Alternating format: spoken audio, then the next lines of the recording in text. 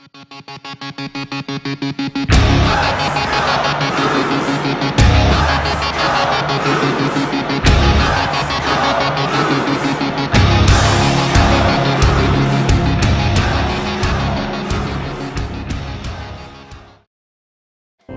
and gentlemen, it's time to get on your feet. Watch me light the sky! And he scores with an unbelievable one-handed tuck-in goal. And the Blues have tied the game on a highlight reel goal. Watch me light the sky! Shoots. Game winner. You can bring out the Zamboni.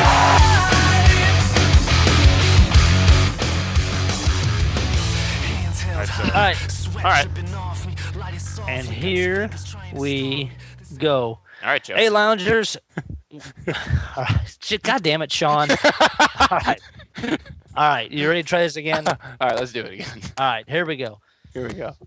All right, loungers. We are back with another Rinkside Podcast. It is me, Doc Noyes, Sean Ditch, and also want to welcome Danny Bruce.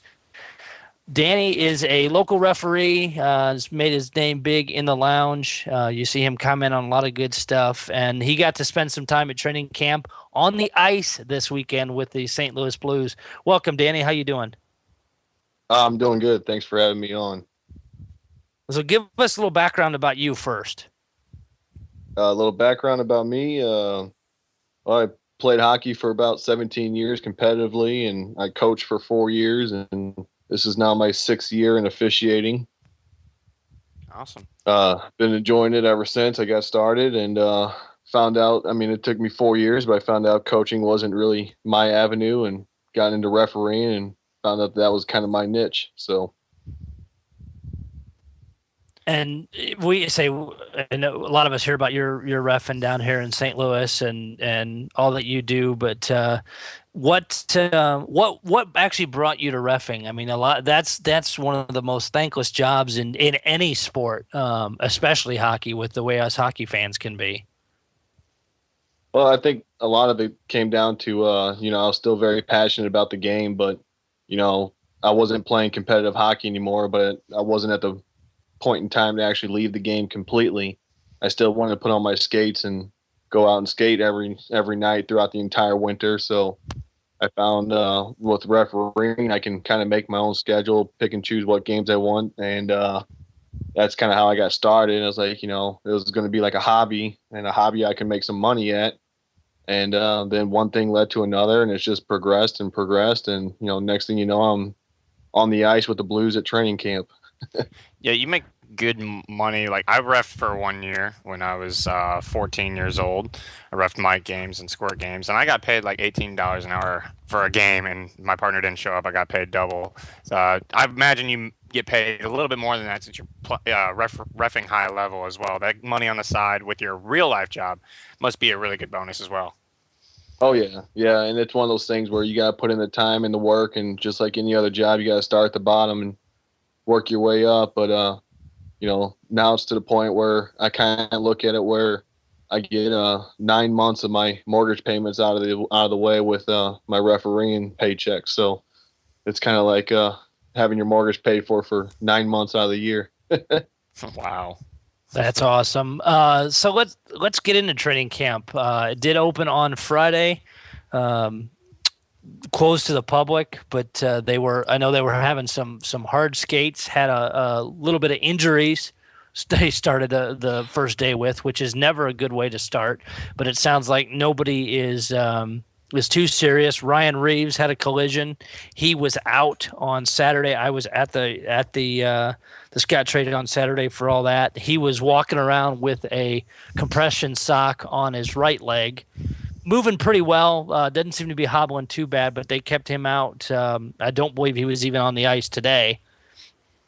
You had Jake Allen on Saturday, was in Group 2, came out and warmed up for a little bit, just looked like he was off, came over to the bench, talked to Ray Barilli a little bit. I was right on the tunnel watching him talk to him, and you could just tell he wasn't feeling right, and then skated out for a few more minutes and then disappeared off the ice. I tweeted one of the press guys, knowing he was there, and he had not heard of anything yet. Figured it was precautionary, and then shortly thereafter, they tweeted that he was having back spasms. So they kept him out yesterday as well. He was, and I don't believe he even played today. It's a little nerve-wracking to see that early, but I'd rather get that minor stuff out of the way. You also had Bertuzzo got injured as well. And I saw him as Saturday. He was out there because he was I believe he was in the first group that skated, and he looked really off. He was very winded. He just looked very uncomfortable. So now seeing that, it makes sense, because I was afraid at first that he maybe came into camp out of shape, having just not doing well. But if it's just a lower body injury, hopefully it's something that he can get over pretty quick and move on from. Hitch said they're holding Bertuzzo out for a couple of days just so they can get him back full to go on Wednesday. So let's. That's what I ended up talking to Reeves myself on Sunday morning, because he was walking around the concourse that same morning, and I ran into him and I asked him if he was going to be skating that day, since I knew he set out Saturday. And he said no. He said they got him off the skates and he's doing his workouts and he's working with the trainers and everything all day, but he ain't going to be doing any ice time or anything. He said for Sunday or Monday when I talked to him Sunday morning. But it didn't appear to seem serious. He just seemed like he just taking the extra days to be extra precautious. So yeah, you know what? Go ahead. I'd rather it be that, especially because those guys, Allen and Reeves and them, aren't fighting for a spot. You know where their role's going to be, so Hitch is going to be less likely to push them, and I think that's exactly how it should work. I'd be surprised to see if either one of them see much ice time in preseason. You want them to have some just to get wound up into the regular season, but if he holds them back, I don't have any issue with that. No, I don't either. I see what you're saying there, Doc, and if you hold them back, that's the smart thing to do, because you expect them to be in the lineup. And you don't want them to overwork so hard in training camp. And I will say, and I know, and I don't know how much, Danny, you were able to pay attention on Sunday being on the ice. I know it's a different view for you, but watching those guys on Saturday, some of those guys came into camp balls to the wall. Troy Brouwer, wow, very fast, looked very comfortable with the guys out there. Was having a lot of fun, but very impressed just how he looked. Fabry, yeah, I can easily see that, but I expected a little bit more. I don't want to say showing off, but he seemed to be pretty much on his game. A lot of the young guys, even Steve Ott looked very faster than I've seen him, especially on when breaking out of the zone and coming cross ice. He had an excellent speed to him. Nobody that I will say looked unimpressed. Jay Bouwmeester looked like he was 100%. Chris Butler, he's trying to play to stay. Lindbaum was another one. There's a lot. Even I tell you what, watching Brian Elliott, I wanted to really see, after his kind of being dissed at the end of last season, I wanted to see how he came into camp, if he was just kind of mess around or play serious, and he was making some hellacious stops. He had a good eye for the puck and just stayed on it. I will say, Scotty Upshaw, I really hope they find a spot for him. He came in looking solid, just very head in the game. I know they're not saying Gomez probably isn't going to end up being up there, but I really hope they give Upshaw a shot. I think he deserves to be here. I know you had a whole different perspective, Danny. What do you think? Oh, well, I mean, I had actually talked to Brad Shaw on the bench on Sunday morning when we first got on the ice. We had to kind of ask him how he wanted things to go, and he said specifically that they're all looking to see if they can get that high tempo offense going. So he said there's going to be a lot of stretch pass. There's going to be a lot of quick neutral zone passing, getting through the neutral zone as fast as they can, get the puck in, but get the puck in under control without the dump and chase. So he said basically, stay deeper than you can because they're going to try and open up the neutral zone. And for the most part, a lot of the veterans, you can tell, were picking up on that really quickly. Like guys like Steen and Schwartz were moving the puck through the neutral zone lightning quick. And when I was talking to Shaw about everything, he was like, yeah, they want to, get the puck, get it in deep, but they want to get it in deep under control. And that was like what the big focus was, that a lot of the coaches were looking for, who can do that and who can get the job done as efficiently as possible. So out of what I got to see on the ice, I mean, it was kind of cool to be able to curl up, behind the play and watch Bouwmeester make the outlet pass, watch Shattenkirk make the outlet pass, but it didn't sit in the neutral zone for very long periods of time at all. I mean, as soon as they got across that red line, it was getting in, but it wasn't the dump and chase. It was getting in under control. So it was pretty cool to see, and you can definitely tell what they were talking about by the high tempo offense, by get it in as quick as possible. Hearing you talk about it, Danny, I wasn't there. Obviously, I'm in Florida right now. I couldn't see any of the training camp. But just hearing you talk and hearing you explain the situation of how the players were responding to the coach, seems like they're buying into what the coaches are asking them to do. So that's also a good thing to look out for when you're in training camp as well. Players buying into the coach's system. When last year during the playoffs, maybe the players were not buying into the system as much. That's a good sign, wouldn't you say? Yeah, and and the thing was is that you could tell who the veterans were because they were the ones that were kind of more comfortable with it. They were, I don't know how to say, they were a little bit more at ease at taking the higher risk and threading, passes that were probably a high risk, high reward type pass. And a lot of the young guys, the ones who are still fighting for a spot and trying to keep their roster hopes alive, were kind of like in a panic state.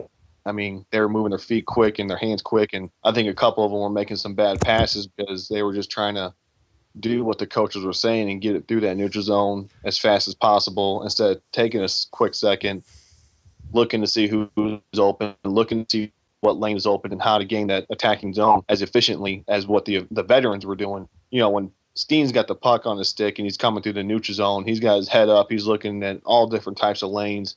And you can see in his eyes where he's planning on going and everything else. But like a lot of the younger kids, you could tell that they were just they're still trying to impress everybody. And I think that's one of the things, like the veterans, the guys who already have a roster spot, don't have to worry about, trying to impress. They're just trying to adapt to the new system and work out their own kinks, whatever they've got going on in their own specific game. Whereas, the younger guys were just trying to do anything and everything to keep their roster hopes alive. Well, and I will say, and I think, and Tarasenko, I mean, it's just so fun to watch him play. But I will say, I saw a lot of it Saturday, especially being so down low on the ice, is at times when he would come into the zone, especially right up the middle, he would almost try and do too many, say, trick moves or fancy crap to try and put it on the net. And sometimes he just needed to shoot the damn puck, because several times, probably 4 out of 10 times, the defense would get the puck away from him, or he'd be in traffic and not be able to do anything with it. Instead, if right after he came across the blue line, if he'd have ripped a shot in, one of the other guys that was crashing the net could have possibly put a rebound in. And I think he's an awesome player, and I love what he does, but sometimes the trick stuff needs to not happen. Well, and I think for the most part, if this was an actual game situation in the 82 game regular season, yeah, you're probably right. But this is still training camp, and this is kind of where the boys are still getting a feel for it. They're getting back on their skates for the first time after being off for 3 or 4 months, and this is kind of where they're supposed to try their little fancy stuff and see what works, and maybe get a little rise out of the crowd that did show up to the practice. I mean, that's kind of what it is at the end of the day. It's a practice. This is where you're supposed to try that sort of stuff and if he's doing it in the games, and especially if we're down by a goal and he's trying to get too fancy with it and it's making costly mistakes, then yeah, I'd say, I'm staying right behind you. But, the way he was kind of moving throughout the end zone and everything, I really wouldn't sweat it too much. Yeah, and I'm not trying to knock him. It's just watching that, and I think you're right. Is he's just trying to work out what works, what doesn't. I know another one that looked impressive, and he was fighting for a spot last year is Payarvi. He looked like he spent a lot of time over the summer working on things and spending the time to hopefully the Blues will not scratch him or do things with him, but he looks solid. A lot of the guys, everybody came ready. I haven't seen reports of anybody that came in out of shape, not ready to go. I think everybody was very fired up, and the young guys want the shot, and even the veteran guys know that it can be a make or break time for a lot of them. Interesting situation about PRV. He's got the one-way contract, so he's either Blues or bust at this point. He can't be sent down to the minors. If he is, he's got to clear waivers first. So I'd like to hear what you said, Doc and Danny, about PRV. That he was coming out and playing hard in training camp, because this is make or break for him. He doesn't really know where he's going to be going, and I definitely believe he can play in our system. It's just how badly does he want to. And hearing you, Doc, say that he looked very good, that's a good sign out of him, and for the depth of the team as well. And even like watching Scott Gomez, I always thought I always enjoyed watching him as a player. I know he's not going to make it, but he was out there having fun. He looked like he was having a good time, because some of the veterans kind of seem, especially the guys trying to get the PTOs and that, come in hoping, knowing that it might not go anywhere. But both him and Upshaw played like they had been on the Blues for a while, and they look very solid. I didn't see many. I really just didn't see too many major issues. Like Danny said, some of the young guys that aren't used to playing with the lines or playing with these guys, just a lot of some bad passes, some miscues on where they should have been or looking for people. But it comes with time. If you're not used to playing with those guys or practicing with them, then it's that some of that stuff happens. But I will say too, and Danny, from the ref aspect, how did you feel the 3-on-3 was? The 3-on-3 was insane. It's wide open. I mean, it's got a lot of room, and I saw some pretty costly mistakes, which I know if I can pick up on it, then Hitchcock and Armstrong and everyone else in the building can pick up on it. You got to be real careful with entering the attacking zone, because there was a couple times where the first man into the zone would have the puck. I mean, he'd get the puck over the blue line, and he would hit the brakes, and the other two would go in front of him to try and either screen the goalie to let him take the shot or open up a passing lane. But then that third man turns over that puck, and it was a quick 2-on-0. I mean, if he's the last man back and he's got the puck and it's a turnover, it just spells doom so quickly with two opposing players going back towards your net. And it's basically now you're asking your goalie to stand on his head for a side-to-side pass. And I saw that multiple times, both in the first game and the second game. And I think it's going to be really neat. I really don't think there's going to be as many shootouts. We were told to let them play for 5 minutes, and if there's a game-winning goal, then that's it. We'll get off the ice. If they score in 30 seconds, and that's it. Our day's over. Let's all pack up and go home. But in every single one of them, I think we had 4 5-minute 3-on-3s, and in all 4 of them, there was a goal scored probably about 2 or 3 minutes into it. And I know, again, it's a practice and not a game situation, but I really think it's going to cut down on the shootout part of the season. Be interesting to see what not only would the Blues have to offer come 3-on-3, but every other team as well. From Twitter, what I've seen, most teams are looking at 2 forwards and a defenseman, or an offensive-minded defenseman at least. But I don't know if you have two sharp shooting defensemen who usually have the bigger shots, and you have if you have a good forward along with them, it'll be interesting to see that as well. I think personally, set up one timers between the two defensemen in the offensive zone. Go ahead. Okay. What's really interesting about all this is, it's very rare that you ever see 3-on-3 hockey during an actual game. I mean, that means, referees are calling penalties left and right, and you got the box stacked full. So it's a whole new territory that a lot of these players are not used to. And the only kind of 3-player hockey that they are used to is being like on a penalty kill. Either it's a 5-on-3 situation or a 4-on-3. And so those 3 players and coaches, they're putting out their best ones to stop the goal, just to play defensive hockey and kill the clock to get their men back on the ice. But with this 3-on-3 situation, now you only got 3 players, and not only do you have to play defense, but you also have to play offense. And I think that's where the biggest trick is going to be, is what coach and what strategy is going to work best, whether it's going to be 2 defensemen, 1 forward, 2 forwards, 1 defenseman, or are you just going to try and attack everything and go with 3 forwards? So yeah, there's going to be a lot of key situations here because 3-on-3 hockey, it doesn't happen very often, and this is just going to be a whole new ball game. Yeah, and you have so much ice, open ice out on the ice. You could potentially see like odd man 2-on-1s going both ways, and it's just going to be rush after rush after rush, or is it going to be man-on-man situations?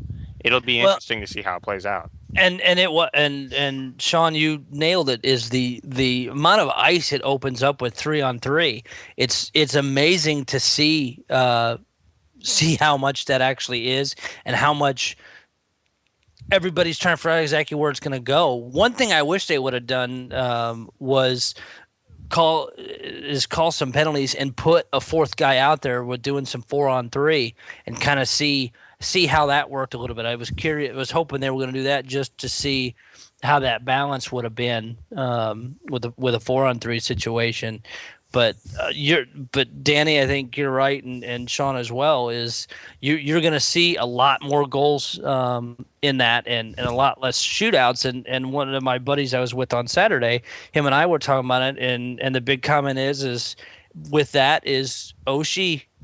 That was his big thing with us, with cutting that out. I think that takes a big portion of his game away, and it may in Washington as well. Well, I think what we're looking at now is that I like to think of it that for the first 60 minutes of the game, we're looking at a 200-foot game north and south. But I think for the 5 minutes in overtime, now we're looking at the 85-foot game of east and west, and who can get wide and who can make the stretch ice passes and, like I said, get it into that attacking zone. But you got to be real careful because you cannot go attacking with everything you got, because if it fails, you're doomed now on defense. So you kind of have to find that right balance, whether, is this the right time to attack the net and crash and go balls to the wall, or are we playing hesitant? Are we still trying to make the pretty pass it in the back of the net? It's going to have to be a real tough judgment call, but I think with all that open ice, whoever can utilize it from side to side is going to be the victor. I think as well. Oh, go ahead, Doc. No, go ahead, Sean. I think as well you have to keep about who your fastest players are on your team, because you got to have all that open ice. Regardless of skill level, who's the fastest? Like Steen is known to be one of the fastest guys on the Blues. If God forbid you have a 3-on-1 or something and you lose the puck, and you need a fast guy to get back there to at least create a play defensively, because you want to bail your goalie out. What were you going to say, Doc? You got to look at who's going to be your fastest player in the 61st minute. Exactly. Yeah, I totally forgot about that. Good point, Danny. What were you going to say, Doc? I'd say the other thing it helps with too is looking at it from the goalie's perspective. Is you won't have as much screening, you won't have as much traffic dead in front of the net when you've got the 3-on-3 situation. So you're going to have the goalie's going to have much better visibility on trying to figure out where those shots are going to come from, and it'll be a lot of communication between his three players and himself to kind of figure out where things are going to go. But I think the goalies are going to have a much bigger role with being able to see those shots coming in instead of being screened or not knowing where they're coming from. But it's I think it's going to be enjoyable. I've not read really anybody complaining about it once it was put into fruition, and the speed of that was just amazing to watch. And Danny, you had the best seat in the house for that, just to see how fast that played. Oh yeah, and I mean I'll go ahead and admit there was one time where I was caught out of position because I mean the change of possession happened so fast, and when they see their opening to take advantage of it, they go, and I'm supposed to be backward skating into the zone down to the goal line, but even I had to hit the brakes and start skating forward and chase down the player who was on the breakaway, and he ended up missing the net and waved it off. But it's just the amount of speed, and like I said, if they get that lane and it's 3-on-3 hockey, they're just going to go for it. Well, and something else that teams, and I know you're going to see issues with it because the teams just aren't practiced on it, is line change screw-ups. With having just 3-on-3, you're going to have line change miscues, and that may dictate the ending of some games. Well, yeah, and I mean, and when I was there on Sunday, all the line changes, I can't recall very many of them being on the fly. Almost every single one of them came at a stoppage. Now, I don't know if that's part of anyone's strategy or not, because, I mean, if you're changing on the fly, well, that means now it's 3-on-2 technically until that third man gets out there to get back and get involved. But I just noticed that a lot of it was all, during stoppages. Well, and some teams, how they can keep that puck moving, and unless the goalie's going to freeze it to get those line changes, you may see guys out there on long shifts, and that can dictate the ending of games too. You got some winded guys that need a break, and you can't get a frozen puck. That's gonna cause some problems. That's where you just chip it into the bench. Yeah, try to make sure it doesn't go over the glass, but exactly. Accidentally into the bench. And then in about 2 years, the NHL will put a new rule in there. Exactly. Danny, I got a question to ask you as well. This is more of a practical question, if anything, but you had the chance, obviously, to go on the ice with the guys. Did you ever pick up any of the ice from the Scott Trade Center and put it like in a little baggie or a jar? No, I ended up getting a hold of one of the game pucks, though. I got out there and I expected it just to be a normal black puck like any other practice puck, but here they are. They're professionals and they're skating with actual game pucks. And yeah, one of them accidentally, I dropped it and it fell in my pocket when I walked out of there. So yeah, dropped it. So I mean, that was about it. I actually walked into the scorekeeper's table because they had them all frozen there in the freezer. And I asked him after the game. I said, "Hey, do you mind if I take one of these?" And he says, "Oh no, go ahead." And I opened it up and there was like 50 of them in there. And he's like, "Yeah, help yourself." But I just took one, just for the experience. Nice. So you posted something this morning on the pages. I don't know if you want to, the people that didn't have a chance to read it, because sometimes that stuff gets buried. Talk about your weekend experience a little bit and some of the things you got to see that us regular people don't. Oh yeah, I mean, I've been down to Scottrade on several occasions to referee hockey games, but obviously they've been, younger kids or high schoolers or other stuff like that, and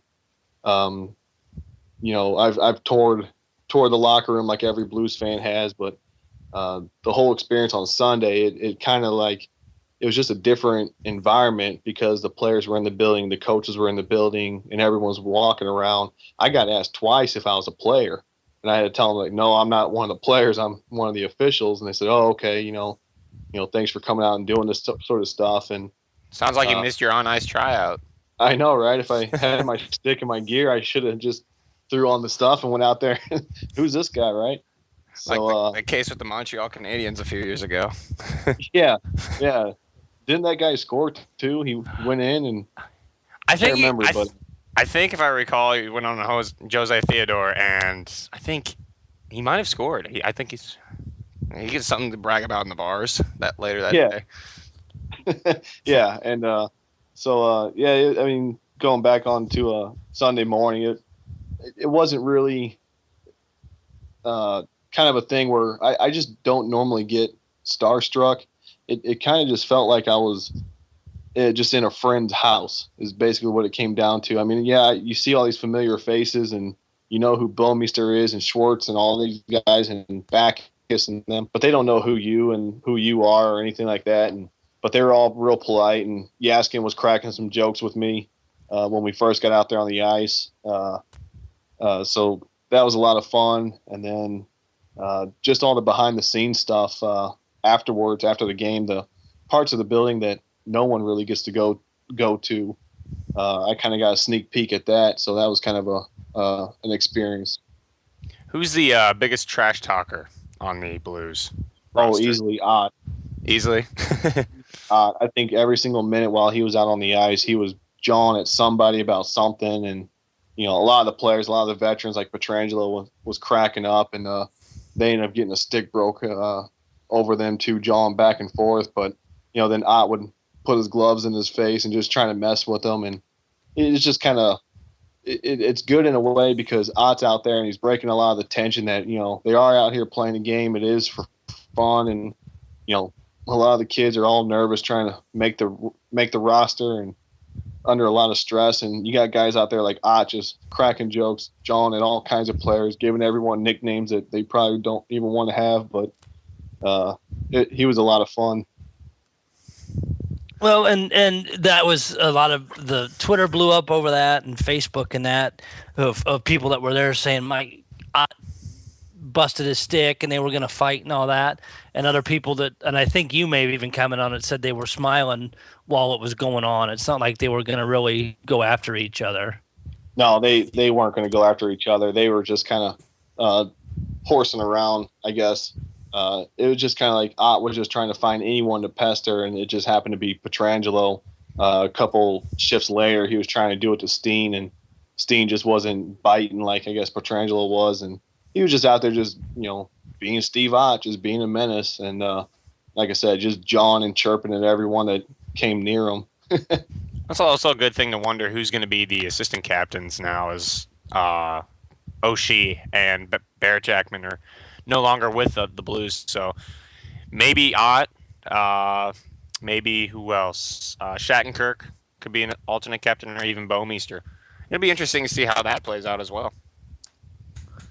There's a lot of leaders this time around, and it's not always the uber big name star guys that gets those A's. So I think it'll be surprising. I'll be sure to keep a close eye and see who Hitchcock ends up going with, or if he rotates them around. That could be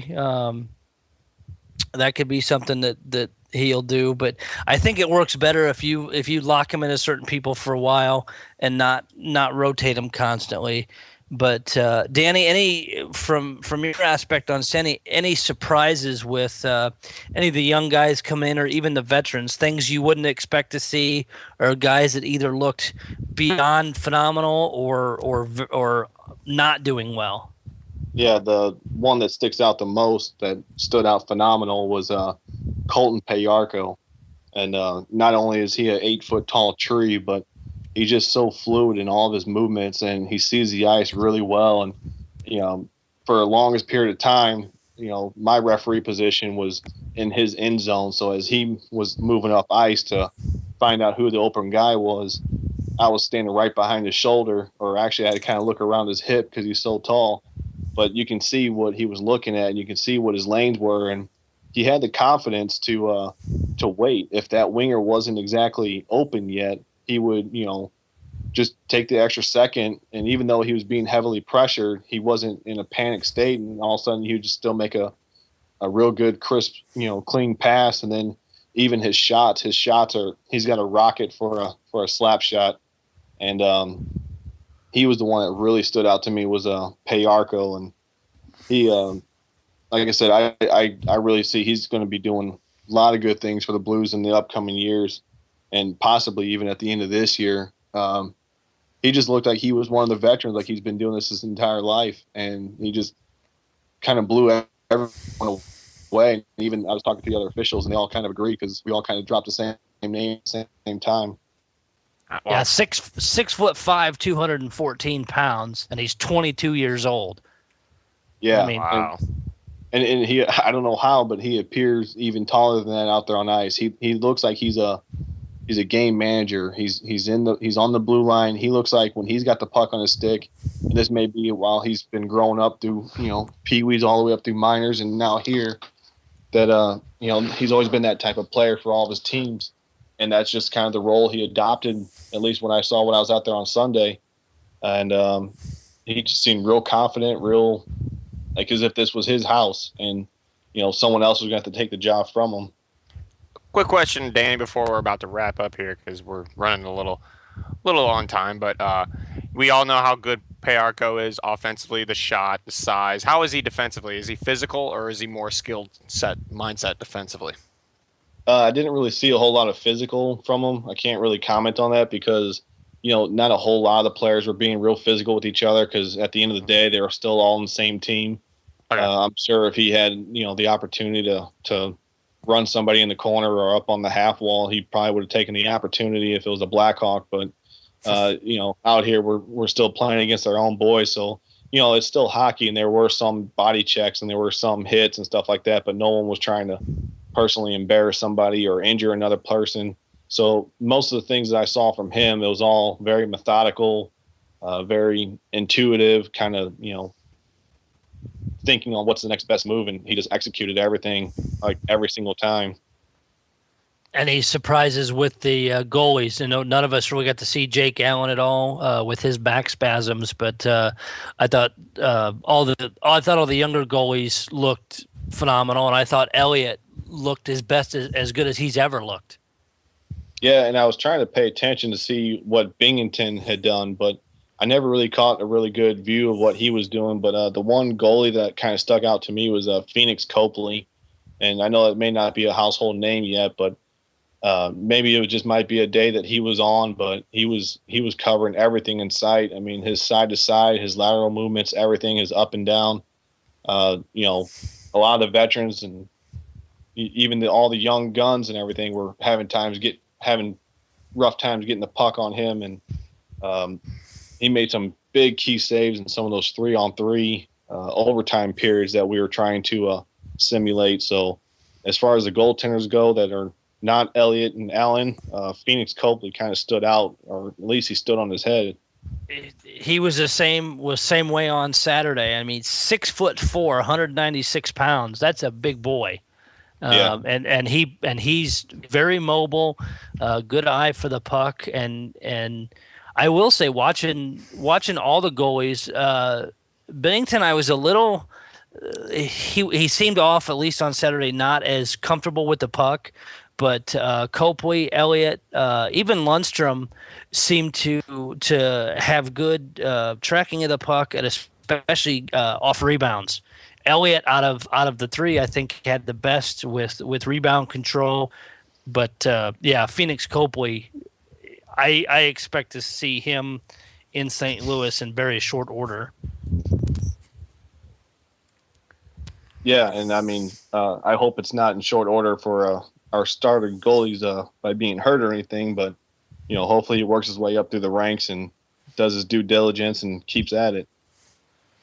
Well, and I mean, just seeing how these guys came into camp, we'll see how preseason games go, and it's always harder to tell in preseason because they sit several of the veterans and they let those young guys still trying to make the roster. So sometimes it's a little hard to gauge what the Blues are really going to do.